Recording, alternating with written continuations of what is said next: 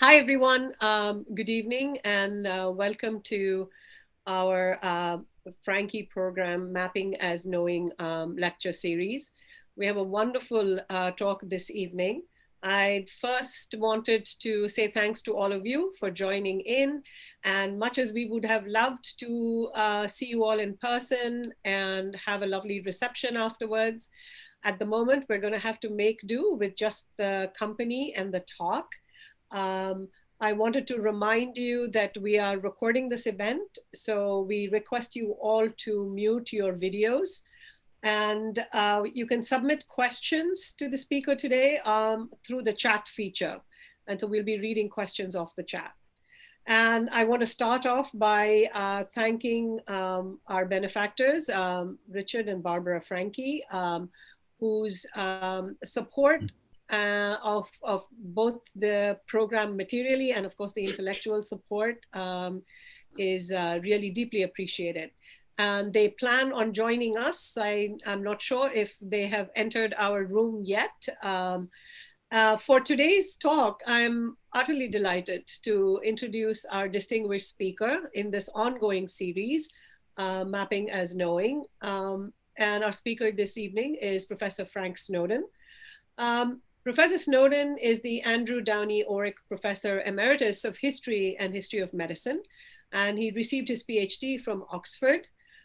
He is the author of many critically acclaimed books, including Violence and Great Estates in the South of Italy, Apulia, 1900 to 1922, which was published in 1984, The Fascist Revolution in Tuscany, 1919 to 1922, published in 1989, Naples in the Times of Cholera in 1995, and The Conquest of Malaria in Italy from 1900 to 1962, a book that he published in 2006.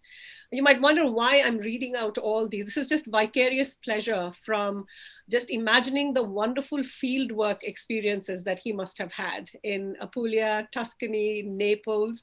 And now that we're all stuck at home, I was really, nostalgically looking at this list and wondering what it must really be like to travel again. His book, The Conquest of Malaria, was awarded the Gustav Ranis Prize from the Macmillan Center at Yale in 2007 as the best book on an international topic by a member of the Yale faculty, an honor that you all are probably aware of, and the Helen and Howard Marraro Prize by the American Historical Association as the best work on Italy in any period. He's the recipient of many awards, accolades, and honors. And I will just mention one in the interest of not holding you all up from hearing him this evening.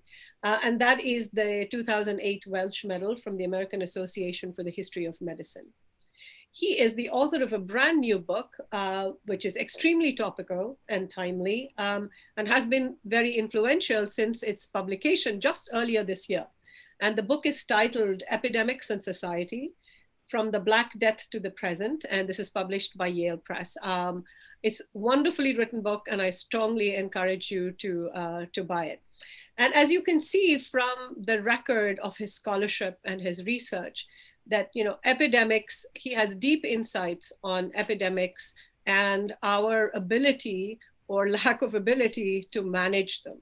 So he has today he will be talking to us about maps and epidemics, in particular lessons for the current pandemic, for COVID-19.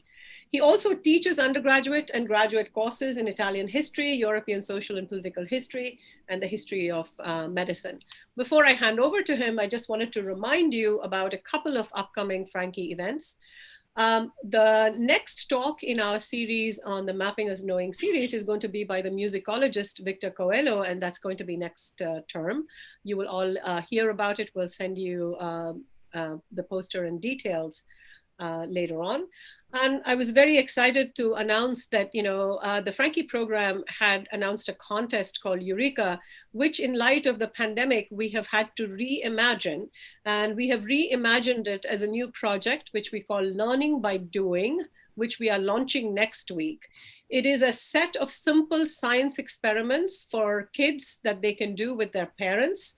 And we are planning to offer videos of these experiments. We'll be collecting ideas, and we have a website. So please watch out for website www.learningbydoing.academy. I will share further information in just a minute.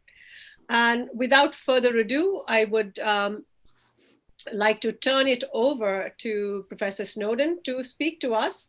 We are eagerly waiting to learn from you about maps and epidemiology, in particular, lessons for this COVID-19, which has completely destabilized our world at the moment. Professor Snowden? Oh, well, thank you so much. I thank all of you for joining me this afternoon, and it's a great pleasure to be here. I wished also to thank the Whitney Humanities Center and the Frankie Lecture Series for inviting me. And especially I want to thank you for the very generous introduction. I was going to say a word or two about myself, but I think that the organizers know me much better than I know myself. So since that's no longer necessary, I'll just begin. And I'd like to say what my plan is first this afternoon. What I'd like to do is to consider the relationship between historical map making on the one hand and the emergence of epidemiology on the other. My idea in particular is to begin by considering one of the most influential maps in the history of medicine, the famous map of the London-based physician, John Snow. He did, in fact, draw two maps, and they've been called maps that changed the history of the world. They helped to unlock the mystery of Asiatic cholera as a disease. These were maps that also related to the pandemic that afflicted London in 1854. The first, and I can perhaps show that now, is a map that was a detailed map of a single neighborhood, the neighborhood of Soho in London. The second map is a map, that's the one, is the map that I won't actually be showing, but I will talk a little bit about it. It details the relationship between the disease cholera and the provision of water to South London by two different water companies. Well, having then explored what Snow demonstrated by his cartography, I want to leap forward in time to COVID-19, thinking about what we can learn about the epidemiology of this pandemic by considering a series of 239, don't panic, I'm not planning to show you them all, but 239 maps produced by the United States government in the 1930s. Maps that impose very important questions about the nature of the coronavirus and the ways in which it is laid bare, the way that social injustice itself is a very important pathway through which this disease is making its way through our country. Now, let's remember when we talk about John Snow, what the understanding of Asiatic cholera was at the time when he was carrying out his work. At that time, the international medical profession had two different views regarding what cholera might be. The dominant view was one that was the view that this was not a contagious view and disease. It was an anti-contagionist view. It argued that cholera was not transmitted from person to person in any sort of way, but in some undefined way, it was produced by a poisoning of the air called a miasma. The miasma originated from decaying organic matter and filth, and the miasma arose as a deadly effluvium that susceptible people inhaled and fell ill. In England, it was time very much common by medical authorities to refer to malaria, that is bad air, or they also talked about the filth theory of disease. That is to say, whole categories of disease, including cholera, were thought to be non-contagious. Contagionism, the idea of an infectious disease, was a minority view, but the one that John Snow himself had espoused. He believed that cholera was not a miasmatic disease at all, but was transmitted person to person via the medium of contaminated water. In 1849, he had already written a book on the mode of communication of cholera before his famous maps, and there he outlined his objections to miasmatism and proposed instead what he saw as the more plausible interpretation of contagion. But he lacked convincing evidence and couldn't suggest the mechanisms, above all, that were involved in his idea of transmission. So the major outbreak of 1854 provided him with the occasion to do very careful detective work and to produce two maps, the first of which we might return to. This map is the neighborhood of Soho in 1854. Now, Soho experienced at that time an intense local outbreak in the neighborhood that cholera was what he called the worst disease in the history of the kingdom. At the time, Soho had no sewer system. It had no secure supply of water, and most houses had recourse to cesspits, and residents collected water for drinking and for their ablutions in buckets from a pump well, and that pump well is where the red arrow in the map is, in Broad Street, located at the center of the district. Now, Snow's suspicions focused on the pump, and to test his idea, he carried out careful detective work, mapping cases of cholera. These are spot maps, and each of the black areas that you see represents cases of cholera in the neighborhood of Soho, and a number of features clearly stood out. The first was that the nearer people were to the pump, the more likely a house was to have cases of cholera. A second was that people who depended on the pump for their drinking water fell ill first of all. Then there were some puzzling factors that took quite a bit of detective work. There were 10 puzzling cases of people who lived nearby and fell ill of cholera, but never took water from the pump. But it turned out that they ate meals at a restaurant nearby, and the restaurant served not only food, but it served its diners water fresh from the Broad Street pump. Then there was another puzzle, was that there was a jail nearby, and somehow none of the 200 prisoners had fallen ill with cholera at all. It turned out that, in fact, the prison brought in water from a distant source, and so the prisoners didn't drink water at all. And then by an interview with a local minister in Soho, what John Snow learned was a crucial further fact. That is, the minister pointed him to what modern epidemiologists might call patient zero. It turned out that a local woman who'd been away from the area had contracted cholera, but then recovered. She returned to Soho with her toddler, who also fell violently ill. She disposed of the infant's diapers in a cesspit with porous walls located just a few feet from the well itself. So Snow examined the well water and discovered white flecks floating in it that he thought were the pathogenic material. Now, we know from modern studies and our knowledge of the symptomatology of cholera that it produces the famous rice water stools, which are, in fact, the blood plasma being drawn out of the water, out of the intestinal system, and along with that, some of the lining of the intestinal lumen, which actually is the white flakes that Snow discovered.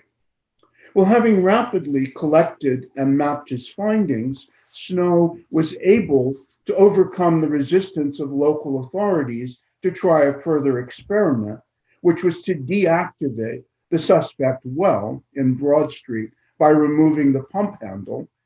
And when they finally concurred, they removed the handle and the disease immediately ceased.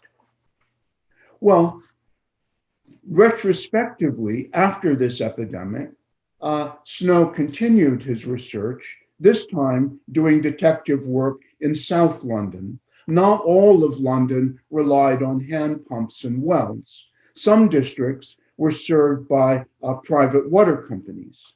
And Snow drew up a map. I'll leave you to imagine it. You can just imagine a map of the city of London with a river coursing through, and then various areas on the south side of the river with different colors for different districts that were supplied by different water companies. Well, it turns out there were two in particular, the Lambeth Water Company and the Southwark and Vauxhall Water Company. And whether you received water from one or the other made a tremendous difference in what happened to you. The Lambeth, let's start with the Southwark and Vauxhall Water Company. It served 40,000 houses and it yielded 1,213 cases of cholera, or 315 for every 10,000 houses served. The Southwark and Vauxhall Water Company drew its water from the River Thames long after it had begun its pathway through the city and after the residents of London had already disposed of their waste in its waters. The Lambeth Company, by contrast, drew its water upstream before it had entered the city, and it produced just 98 cases of cholera for 27,000 houses. That is a rate of 37 for every 10,000 houses versus 315 for the other water company. So the impact of Snow's map was very, very important. The two maps mark the foundation of the discipline of epidemiology and show the utility of spot maps. They also had a very practical impact on the sanitary movement that was just then getting its underway in Britain. It gave a boost to contagionism as well, although the medical profession remained skeptical and said this was a matter of correlation rather than causation. And they complained that Snow had yet to discover the actual pathogen itself to prove his case, and that in fact, we now know, required the development in the next generation of microscopy as a field of research. But Snow's hypothesis was ultimately confirmed by the work of Pasteur and Robert Koch, marking the triumph of the germ theory of disease by the 1880s.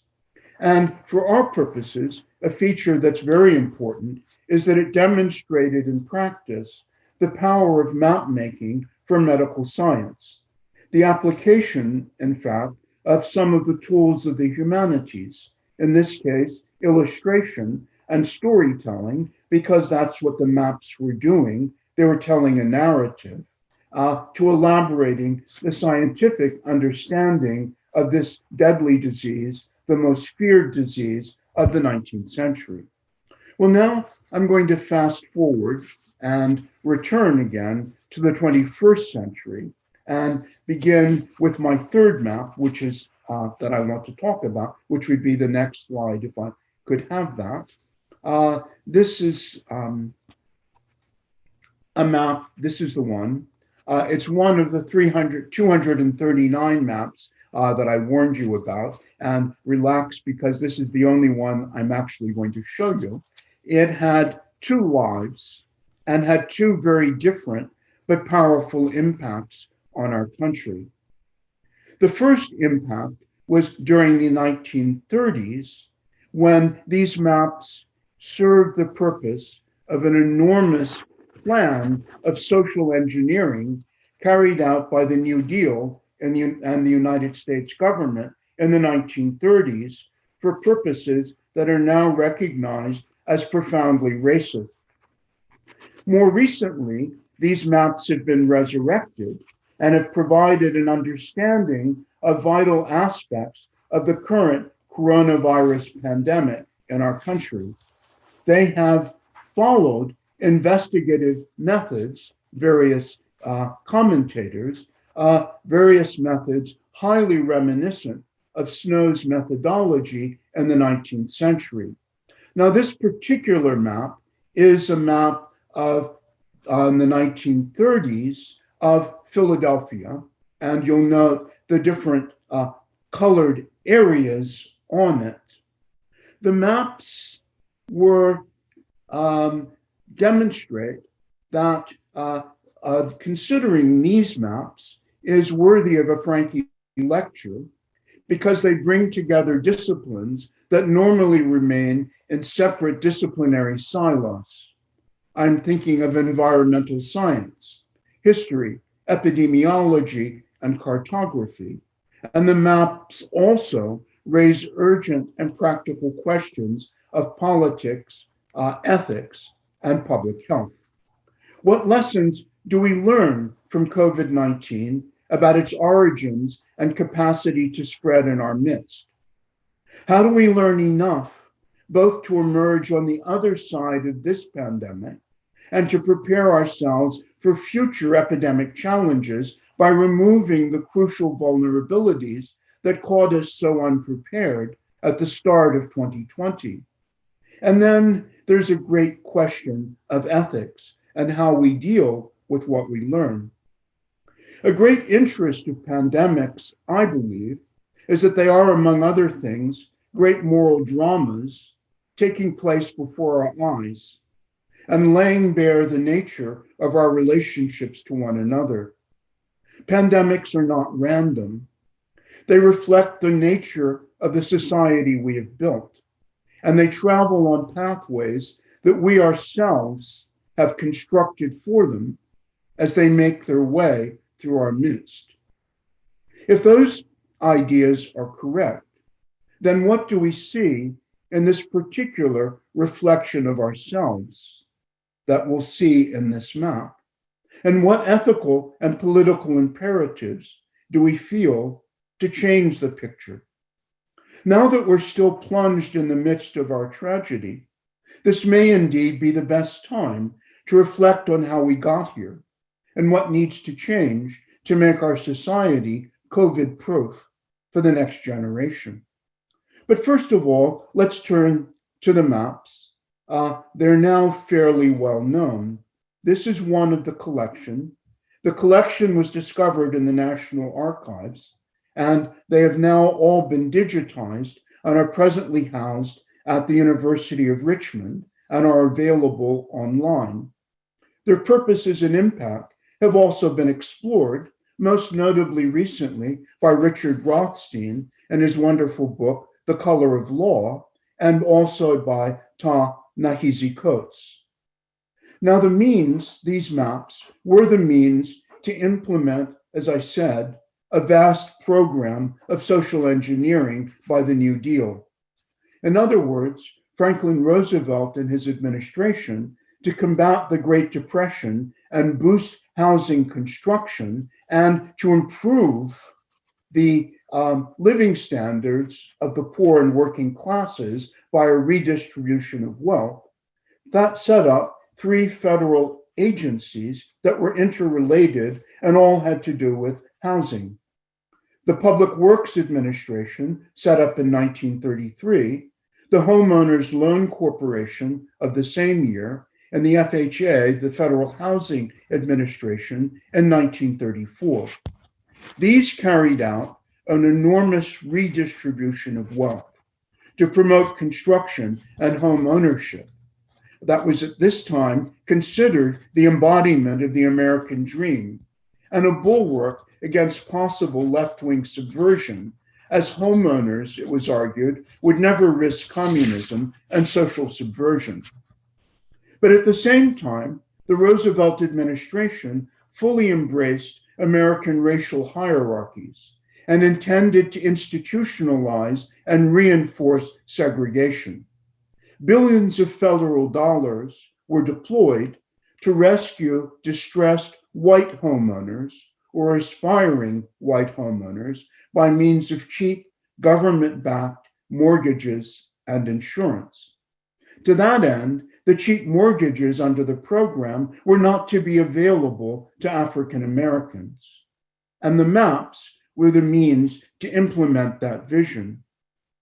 The Homeowners Loan Corporation commissioned maps, therefore, of every major city and town in the country, 239 in all, and it's important to stress that these were carried out not just in the South, but in the North as well, and this is a good example. It's a map of Philadelphia. In these maps, each neighborhood of each city was graded and shaded and then coded for the purpose of qualifying applicants for mortgages and insurance. And the coding provided direction for the entire mortgage and insurance industry, banks, savings institutions, savings and loan associations, insurance companies. Green earned you a grade of A. This marked the best neighborhoods where only whites were intended to live in single-family houses and where subsidized and insured mortgages were to be made available. We should realize that these maps were not simply descriptions of what existed, they were prescriptions of what was intended to be. So the next below the green was blue, a grade of B. These were also to be lily white, but they were less desirable areas. Lower down, the yellow areas on the map earn a grade of C. They were somewhat hazardous for investors, areas that perhaps had what documents accompanying the maps called unwelcome, I'm quoting here, unwelcome infiltrations of Negroes and foreign-born people, and the mixing, and I'm quoting again, of inharmonious ethnic groupings. And then at the bottom, there's red, the grade of D. And this is the area where loans, investments, and insurance were all to be rigidly discouraged. The red zones gave rise to the term redlining, but as you can see, the neighborhood divisions are actually outlined in black, and the term therefore is slightly appropriate. The areas are distinguished by shading in the relevant colors. So the maps were proscriptive. The color codes were intended to regularize segregation in housing on a permanent basis. And in fact, they were eminently successful in that, and that's precisely what they achieved. And the racial and nativist vision involved was in no way hidden. Each map was accompanied by a one-page appraisal document that specified that Negroes and foreign-born undesirables were not eligible for loans and homeownership, and that investment in the area was officially discouraged. Furthermore, the homes purchased were to provide in their property deed what were termed restrictive covenants. That is, clauses that in perpetuity excluded the sale of the property to African Americans. These clauses had already been tested in 1926 before the Supreme Court, which pronounced such covenants legal and constitutional. So segregation was meant to be permanent throughout the land. And informally, on a local basis in both North and South, attempts by African Americans of the professional classes to break the color wall and to move into areas that were not shaded in the proper color were often met with violence, riot, and fire, as we know, for example, from the Cicero neighborhood of Chicago. And this shows us that racism isn't simply a matter of attitudes. The whites of Cicero, when they attacked African Americans, knew full well that the arrival of an African American family in their midst meant a recoding of the area and therefore a precipitous fall in property values. Racism, therefore, was a legal and financial structure and not just an attitude. But now you will be wondering, how are the maps relevant to COVID-19. To understand that, we need to realize that the racial segregation engineered in the 1930s is a structural racist vision that persists to this very day during the pandemic. The Federal Reserve Bank of Chicago, for example, noted in a study in 1910 that the pattern of racial disparity established by redlining was persisting 80 years after it had been first proposed in terms of segregation, homeownership ratios, house values, and credit ratings. And in fact, one could go further than the Federal Reserve of Chicago by saying that actually the position had worsened rather than improving. That is to say, after World War II, we see the great suburbanization of America that was funded by the GI Bill and the Veterans Administration. And this again redistributed billions of dollars to white veterans to purchase new homes, but again, not to African Americans, however bravely they had fought in the war. The legal and lending practices of the 1930s, originally confined to the cities, were now exported also to suburbia, complete with the restrictive covenants. And we get closer to public health and disease by noting that the New Deal housing program and the Veteran Administration program after World War II were powerful engines of economic disparity and the creation of poverty. It's not by coincidence that the wealth possessed by the average African American family today in the United States is 5% of that owned by the average white family.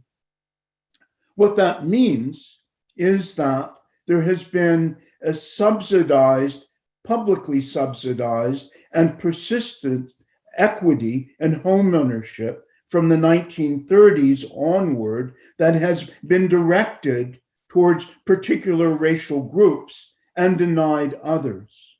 This was a decisive creator of wealth, and African Americans were systematically and purposefully deprived of access to it, as well as those wealth-creating mechanisms of the tax laws that provided deductions for mortgage payments, and the inheritance laws that enabled accumulated wealth to be passed with little risk from generation to generation. Let me give you an example. Let me turn to the very ideal type of the new suburbia that emerged after World War II, the very first great suburban community, that is Levittown in Nassau County, New York. There, 17,000 homes were built. I should note, too, that they were intentionally built by non-unionized labor, and during the construction, the builders were picketed. They were offered in 1957 for a sale at $7,990. We can say were offered because these houses were prefabricated. They were assembled in 26 pieces, and each one was identical, a cape or a ranch, to all of those on the surrounding block.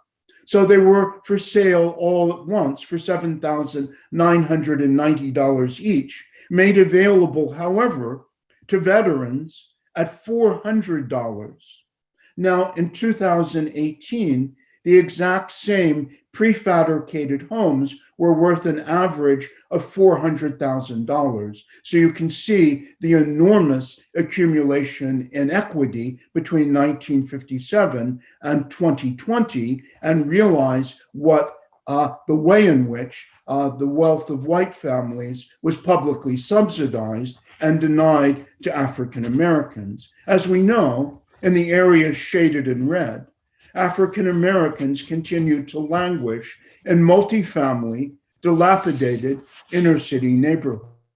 Well, there were some countervailing influences. The Supreme Court in 1948 declared the Restrictive Covenants a violation of the 14th Amendment, and the Fair Housing Act of 1968 made redlining illegal in the mortgage industry. But in practice, the old structures remained and were not dismantled. So the former red-lined neighborhoods are today's inner city ghettos, the very ones that were ravaged by the coronavirus. We could say then that the red shadings on the maps of the 1930s still define the islands of vulnerability to infectious disease and death. And 2020, I would like to show the last show and tell that I'm going to present, which is follows the map that I showed. You won't be able to see it very well, I'm afraid. The point is that this is one of the appraisal documents that accompanied the maps. Each map had this document along with it, explaining what the neighborhood was meant to look like. And we'll see, for example, will be familiar to you all. It's a D-rated neighborhood in New Haven, Connecticut. And it goes along Gough, Whaley, and Dixwell Avenues as far as Sherman Avenues. And in the 1930s, it tells us that the inhabitants there were domestics and that they were predominantly Negro. There's even a line to tell if you're Negro or foreign born, that is the nativism and the racism. It's 70% Negroes. And there's in growing, it says infiltration. Negroes are infiltrating the area. And it tells us that these are houses that are predominantly multifamily and not single owner occupied. And at the bottom, for clarifying remarks, it says this is an older section of the city, which has now given over largely to Negroes employed as domestics, dwelling very from small singles and to multifamily. This is quite congested as an area, and it gives the appearance of a slum area. There's an absence of market forces that has resulted in some demolitions, and the section is subject to vandalism. And we'll see that its prediction for the future is that it's going to decline further. And it says, is there any availability of mortgage? And this was a self-fulfilling prophecy of none. So that's just to show you that this was a very intentional plan and that the racial narrative was completely built into the structure of the plan. Now, the reasons for the disparities today and vulnerability to COVID-19 are not all, of course, attributable to the legacy of structural racism, but that goes a long way to explaining what's happening today in our midst. Some of the sources of vulnerability are not immediately related. School segregation, for example, means that houses are underfunded and schools provide people with the knowledge that they need to protect themselves.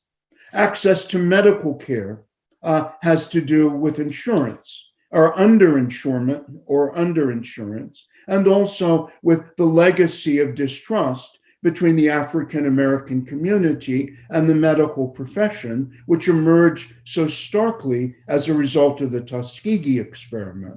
We could talk also about unemployment and wages, about types of work, about diet, and the widespread presence of obesity and diabetes that are predisposing factors for COVID-19. And one could extend the list, but what I would like to do is to note how many factors are related to what was done in the 1930s and confirmed after World War II.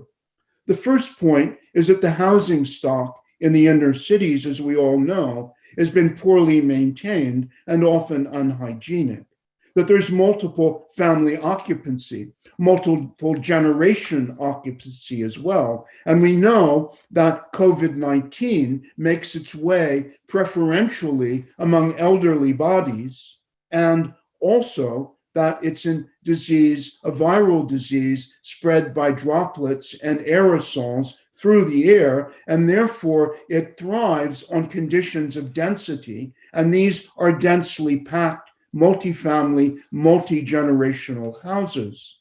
We also know that African American homes, these neighborhoods had a shortage of amenities, and some were actually have been often disconnected, such as water in our country. There's a disproportionate number of families without household water supplies and therefore unable to practice hand washing, one of the major bits of advice for coping with COVID-19, and also because of the density of incapable of practicing social distancing.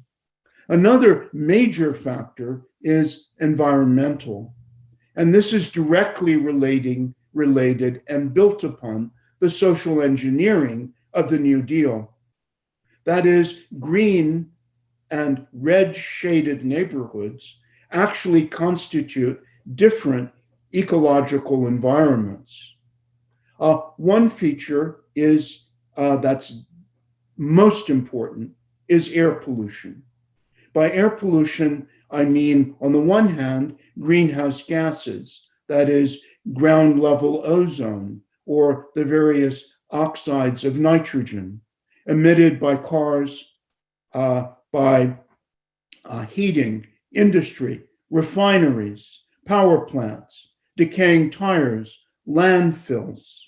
And recently here at Yale, there's been a discovery of the vital importance of urban land use. That is to say, in a grade A neighborhood, there were not what you find in a green neighborhood. In a grade D red neighborhood, you would not find the amenities of a grade A neighborhood in terms of large yards, parks, trees. Instead, in the inner cities, approximately 50% of the land is covered in asphalt for roads, roofs, and driveways. And in the heat, they emit enormous amounts of greenhouse gases. And global warming is making the position worse. It's generating what are called heat islands in the center of the cities that are 5 to 20 degrees Fahrenheit warmer than the A-rated areas were. And then there's fine and ultrafine particulate matter generated by industry, coal burning, wildfires, construction and demolition, crumbling plaster, and all the rest. And it's interesting to note the siting of industry was in part dependent on the zoning, the redlining of the 1930s. That is to say that the most noxious fuel producing industries and services were called fence line industries, directly adjacent to a D-rated neighborhood. That is to say, there were areas where the land was cheaper for placement, where there were probably highways nearby. There were low transaction costs. It was easy and cheap to get zoning permission with little opposition from impoverished residents with little political power. South Philadelphia, on the map I showed you before, is South Philadelphia is a vast sea of red on the map. And the point is that it was a fence line community inhabited by African Americans. It's located next to the largest oil refinery until last year in the east of the United States. It has incinerators, sewage treatment plants, power plants, and chemical companies, none of which you see in the blue and white shaded areas to the top of the map. The NAACP set up a clean air task force in which it noted that African Americans are 75% more likely to live in a fence-line community than a white American, and that they are, on average, exposed to more than 50% more air pollution on a constant basis. Now, air pollution is a leading cause of death worldwide. 7 million people around the globe die prematurely every year from the impact of air pollution, according to the World Health Organization. And that is more people than perish from malaria, TB, HIV, AIDS, and warfare all combined. These pollution generates stroke, asthma, heart disease, respiratory infections, and obstructive lung diseases, cancers. But air pollution is also a specific cause of vulnerability to COVID-19, a source of the very comorbidities that lead to severe death and to severe disease. Fine particulate matter destroys the cilia of the upper respiratory pathways, and it causes inflammation in the inner respiratory tract of bronchioles and alveoli. And recent research has done what Snow did, which was carried out at Harvard, in the Netherlands, and in the Po Valley in Italy. They have followed Snow's methodology of superimposing maps of COVID mortality and morbidity over the counties in the United States and the administrative districts in Europe that had the worst air pollution. Unfortunately, these maps aren't available for public use at the moment, and so we'll just have to imagine something like what Snow did.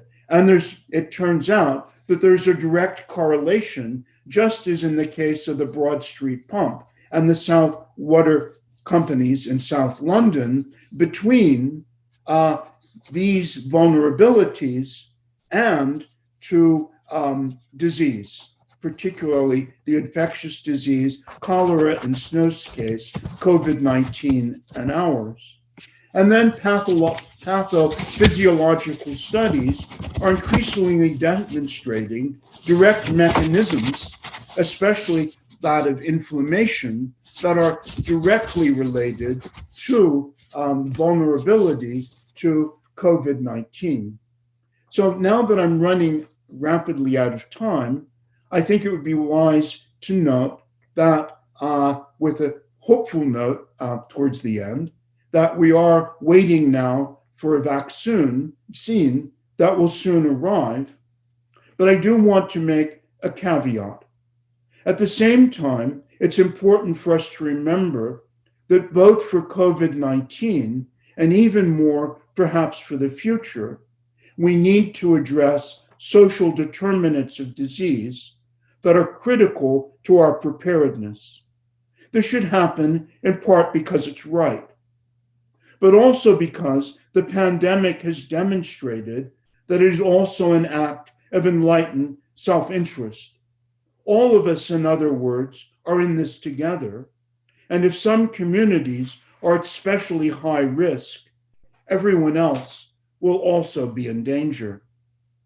Now, map making reminds us what Paul Farmer has eloquently said, that medicine and public health need to focus not only on molecular level phenomena, but need to give due attention to social factors and make structural interventions, that doctors, nurses, and public health workers are in fact the natural advocates of the poor, the disadvantaged, and the racially oppressed. So I think that this is a practical public health and a moral imperative that faces us. And I hope that as a country, even after the vaccine has done its work, we'll remember what got us into this situation in the first place, and remember that this is almost certainly not the last challenge from viral disease that we'll be facing, and that we need to be prepared in the future and not allow an unnecessary suffering and disaster that has ravaged our communities over this past year. Now, if people have questions or objections or questions, that would be wonderful.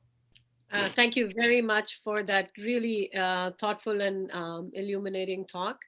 I think the chat is open. Please go ahead and type in your questions. And I guess while we wait for that, I might just go ahead and ask you a question myself.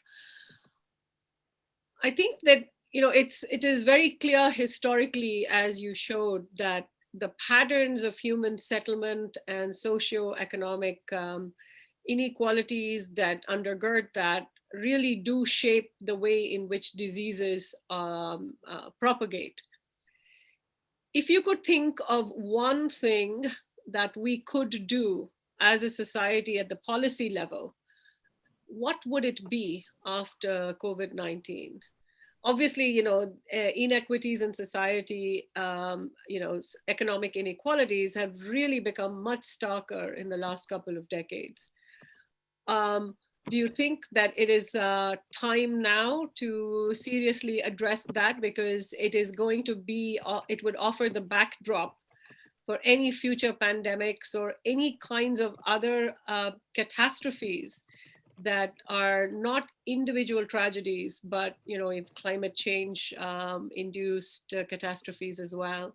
I was curious if you had advice for policymakers as to what would be a key intervention now in light of what we've learned so far.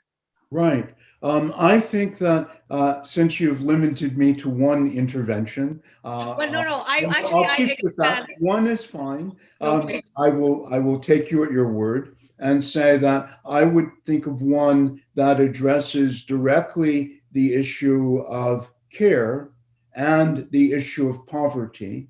And that is, and I'll be following here what Dr. Tedros, Director General of the World Health Organization, said, which is, I then share with him the view that perhaps the decisive intervention is universal health care for everyone. I think that addresses the issue of poverty, and it directly addresses the problem of widespread disease. So if there were one kind of, if I could wave my magic wand and do one thing, I think that would be the number one thing that I would do that would transform American life and the safety of the American people.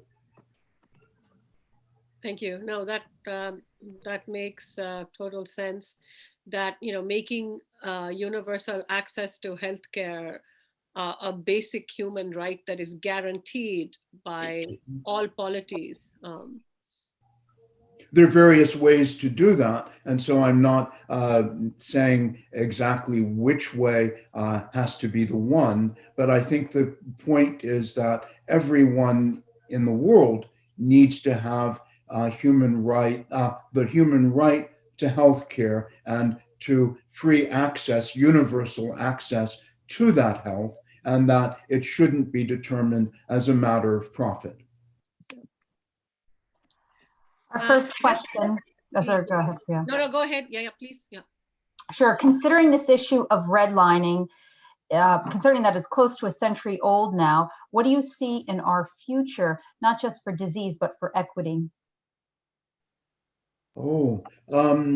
I feel that I don't know what lies in our future. I guess I'm professionally forbidden, if you like, as a historian, to have a crystal ball and say what will happen in the future. But since you've raised the question, I will give something of a very, who knows what will happen. That's my first point. Nobody knows. And a lot will be determined about whether, as in 1918 to 19, we decide we want to put this behind us and not think about it anymore. And that was the approach then. My hope is that this has been such a long-lasting, and will have been by the time it's over, such a cataclysmic economic as well as medical crisis that hopefully,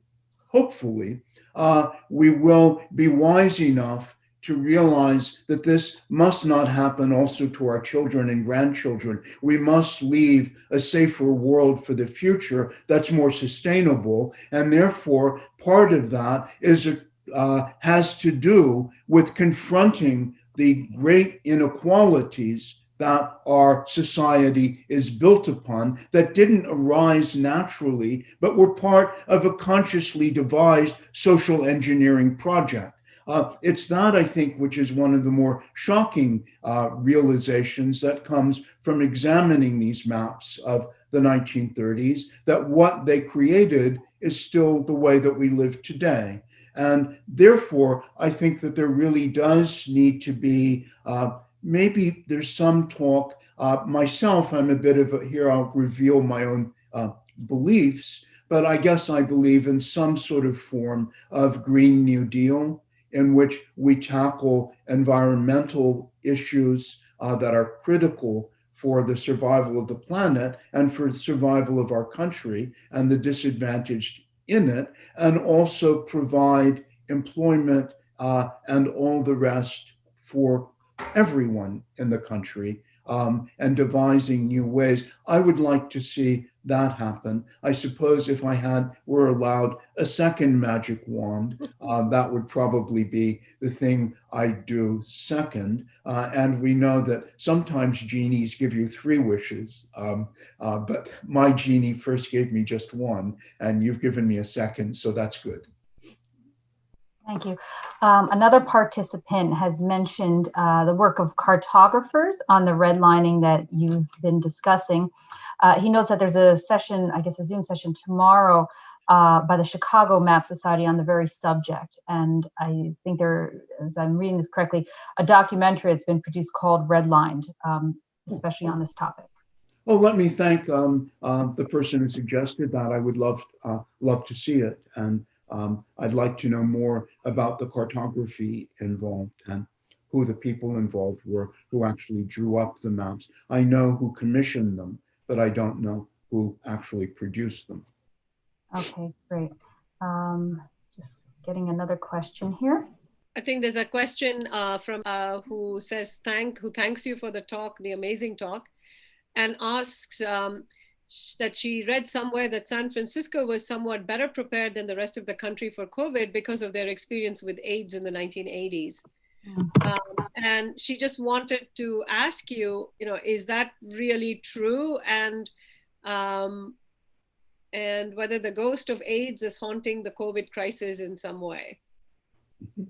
I would say that there are a couple of answers to that question, one of which is that I don't really know, but from what bits and pieces I do know, I would say there's more than one piece to that particular puzzle. One reason is that in San Francisco, there were another major driver of disadvantaged people in this pandemic has been the elderly, and the elderly in nursing homes in particular. And the disease, I would say that ageism is also systematically and structurally built into our system, and that the nursing homes, as the New England Journal of Medicine piece there just in the last few weeks, said that they were like tinder boxes waiting for a spark to be struck, that they were systematically unprepared and indeed unpreparable.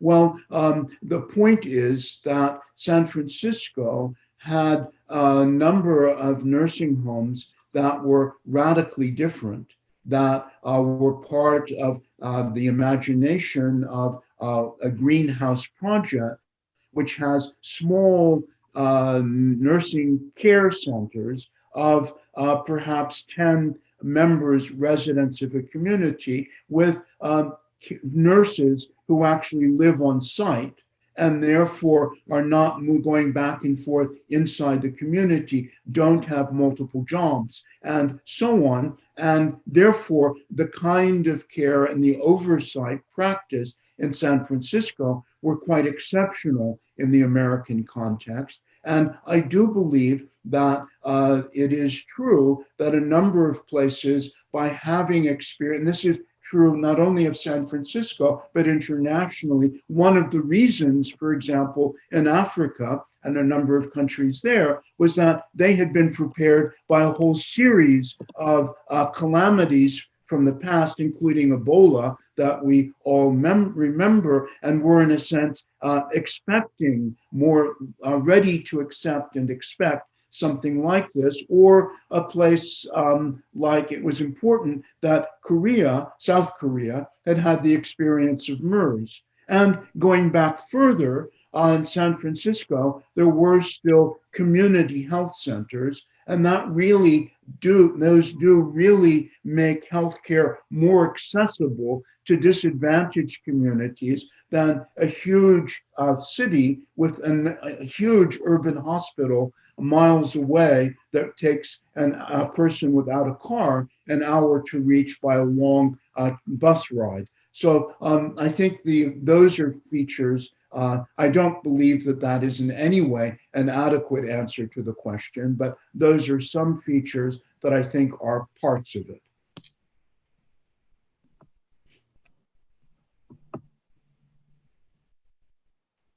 Yes, while we wait for more questions, I was curious whether you had thoughts about, now that we do have the prospect of multiple vaccines, the distribution of these vaccines and how that is going to be set up in terms of access and equity issues is also kind of front and center.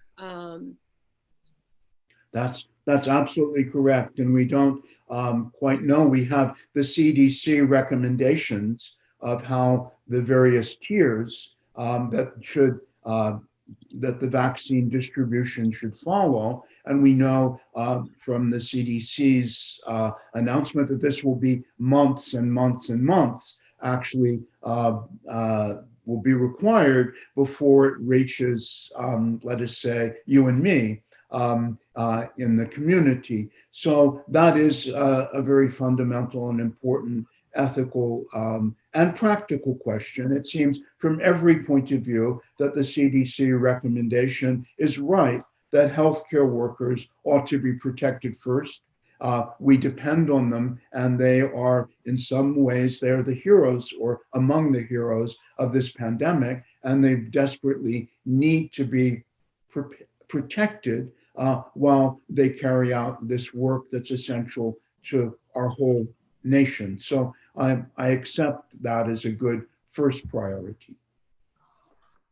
Thinking historically, and with your expertise in Italy considered, in the cities of Europe, what were the fault lines along which such segregation might have occurred?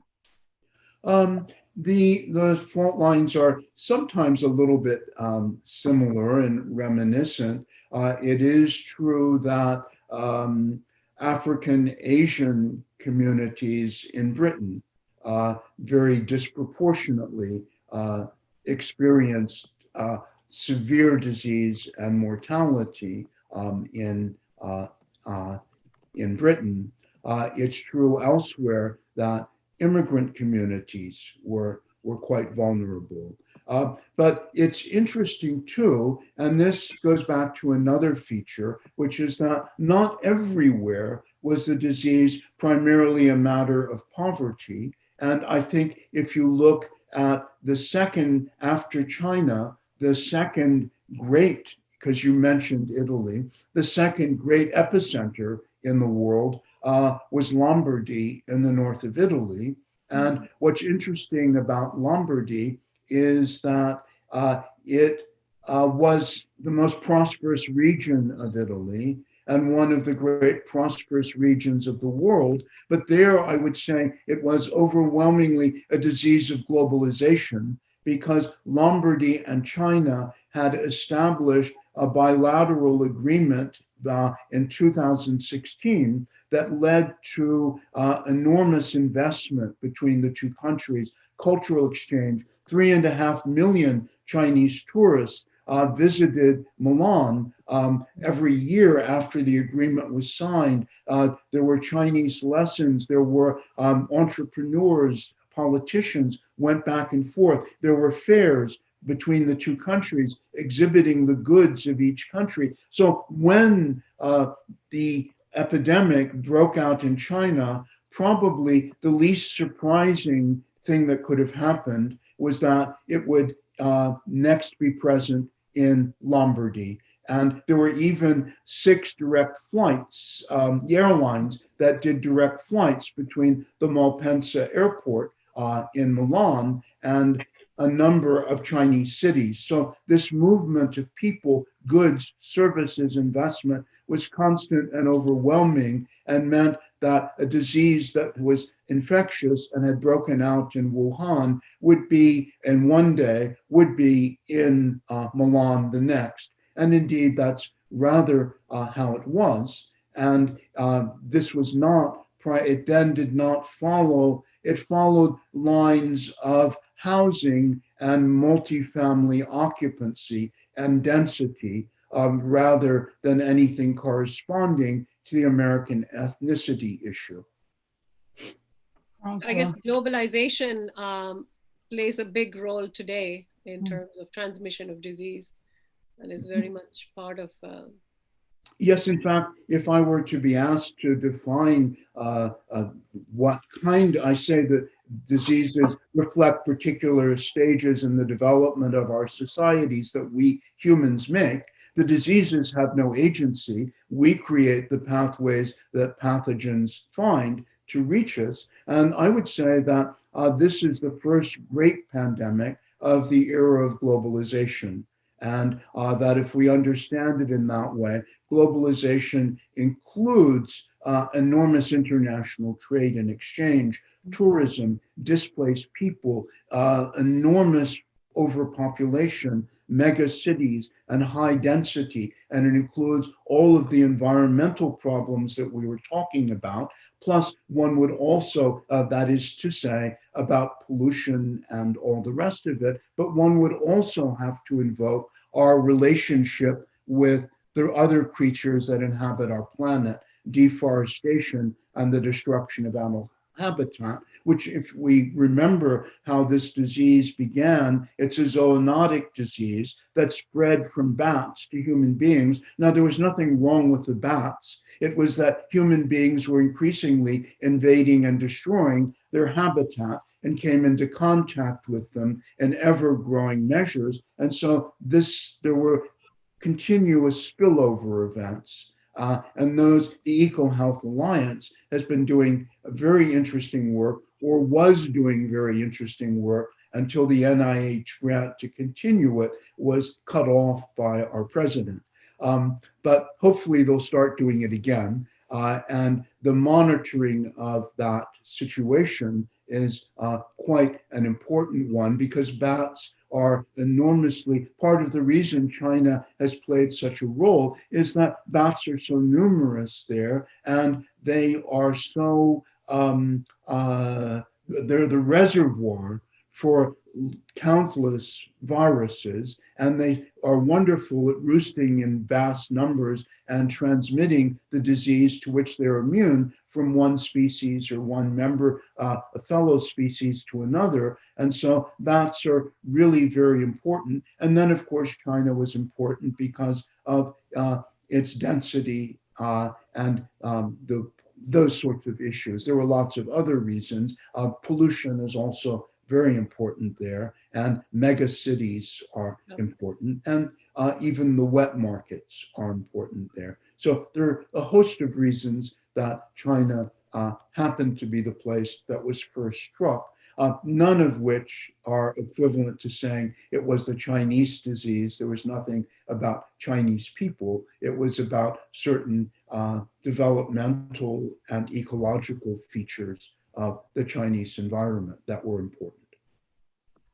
Thank you. 2 more questions. There have been studies that show that some communities that have higher mortality are actually genetically predisposed to be vulnerable to the virus. Shouldn't these also be considered a priority?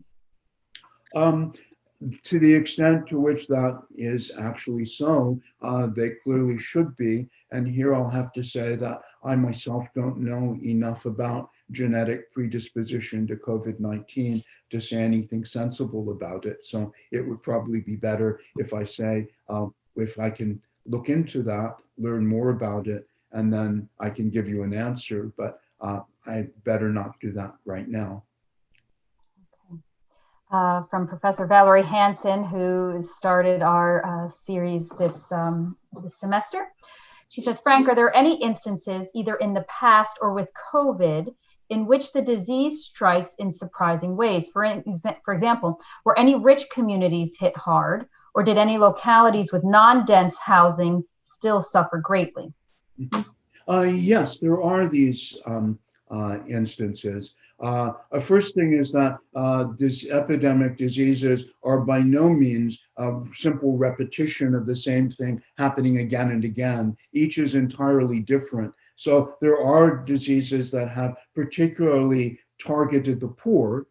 Cholera is clearly one. On the other hand, the Spanish influenza is probably the opposite of the disease that struck every social class, that didn't have this particular predisposition, but swept through entire communities. And I would even venture to say that COVID-19 can manifest itself in different ways. And Lombardy was a case in which it affected a very prosperous community and not a very impoverished one. So that's a clear example of that. And we also have cases where COVID-19 began by striking in rural communities, and the Netherlands and the eastern agricultural areas of the Netherlands are an example of that. And there have been Dutch studies of that. And one of the features has to do with the overwhelming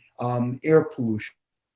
Let me ask him to unmute. I was just going to say that the eastern area of the Netherlands, as an advanced, highly developed, industrialized agriculture, produces enormous amounts of animal waste and nitrogen oxides. So that's one of the features that proved to be really important in the epidemiology of that. And so it's again a bit different from what I've been just talking about.